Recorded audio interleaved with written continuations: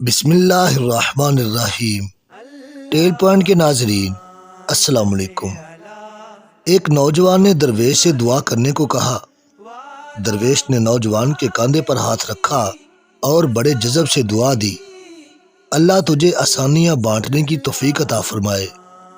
دعا لینے والے نے حیرت سے کہا، حضرت الحمدللہ ہم مال پاک کرنے کے لیے ہر سال وقت پر زکوٰۃ نکالتے ہیں، بلاؤں کو ٹالنے کے لیے حسب ضرورت صدقہ بھی دیتے ہیں، اس کے علاوہ ملازمین کی ضرورتوں کا بھی خیال رکھتے ہیں۔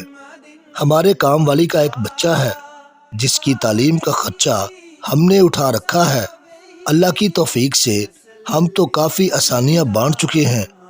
درویش تھوڑا سا مسکرایا اور بڑے دھیمے اور میٹھے لہجے میں بولا، میرے بچے، سانس، پیسے، کھانا، یہ سب تو رزق کی مختلف قسمیں ہیں، اور یاد رکھو رازق صرف اور صرف اللہ تعالیٰ کی ذات ہے، تم یا کوئی اور انسان یا کوئی اور مخلوق نہیں۔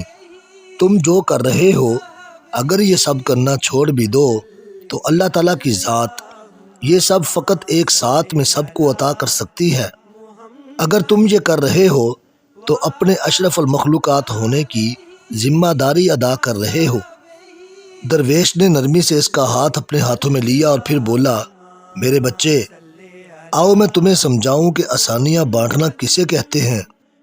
کبھی کسی اداس اور مایوس انسان کے کندھے پہ ہاتھ رکھ کر پیشانی پہ کوئی شکن لائے بغیر 1 گھنٹہ اس کی لمبی اور بے مقصد بات سننا آسانی ہے۔ اپنی ضمانت پر کسی بیوہ کی جوان بیٹی کے رشتے کے لیے سنجیدگی سے تگ و دو کرنا آسانی ہے۔ صبح دفتر جاتے ہوئے اپنے بچوں کے ساتھ محلے کے کسی یتیم بچے کی اسکول لے جانے کی ذمہ داری لینا یہ بھی آسانی ہے۔ اگر تم کسی گھر کے داماد یا بہنوئی ہو تو خود کو سسرال میں خاص اور افضل نہ سمجھنا یہ بھی آسانی ہے۔ غصے میں بپھرے کسی آدمی کی کڑوی کسیلی اور غلط بات کو نرمی سے برداشت کرنا یہ بھی آسانی ہے۔ چائے کے کھوکھے والے کو اوئے کہہ کر بلانے کی بجائے بھائی یا بیٹا کہہ کر بلانا یہ بھی آسانی ہے۔ گلی محلے میں ٹھیلے والے سے بحث کے بغیر خریداری کرنا یہ بھی آسانی ہے۔ تمہارا اپنے دفتر، مارکیٹ یا فیکٹری کے چوکیدار اور چھوٹے ملازمین کو سلام میں پہل کرنا، دوستوں کی طرح گرم جوشی سے ملنا، کچھ دیر رک کر ان سے ان کے بچوں کا حال پوچھنا یہ بھی آسانی ہے۔ ہسپتال میں اپنے مریض کے برابر والے بستر کے انجان مریض کے پاس بیٹھ کر اس کا حال پوچھنا اور اسے تسلی دینا یہ بھی آسانی ہے۔ ٹریفک اشارے پر تمہاری گاڑی کے آگے کھڑے شخص کو ہارن نہ دینا جس کی موٹر سائیکل بند ہو گئی ہو یہ بھی آسانی ہے۔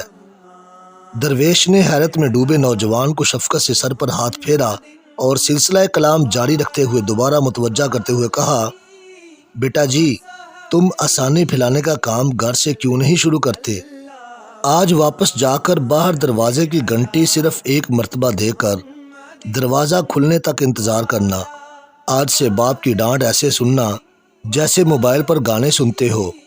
آج سے ماں کی پہلی آواز پر جہاں کہیں ہو فوراً ان کے پاس پہنچ جایا کرنا۔ اب انہیں تمہیں دوسری آواز دینے کی نوبت نہ آئے۔ بہن کی ضرورت اس کے تقاضا اور شکایت سے پہلے پوری کرنا۔ آئندہ سے بیوی کی غلطی پر سب کے سامنے اس کو ڈانٹ ڈپٹ مت کرنا۔ سالن اچھا نہ لگے تو دسترخوان پر حرف شکایت بلند نہ کرنا۔ کبھی کپڑے ٹھیک استری نہ ہو تو خود استری درست کر لینا۔ میرے بیٹے، ایک بات یاد رکھنا، زندگی تمہاری محتاج نہیں، تم زندگی کے محتاج ہو۔